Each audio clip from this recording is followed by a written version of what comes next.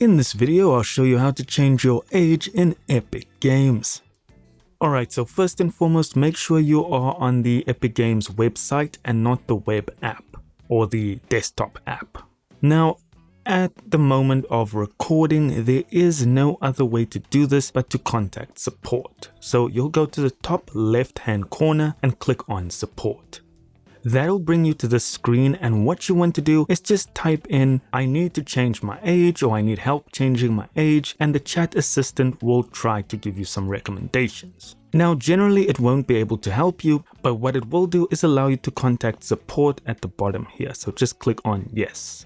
Now once you do that, you can speak to support, you can upload any document that can prove that that is indeed your age, and they will be the ones who update your age. That is all there is to it, guys. Thank you so much for watching. Don't forget to hit like and subscribe, and I'll see you in the next video.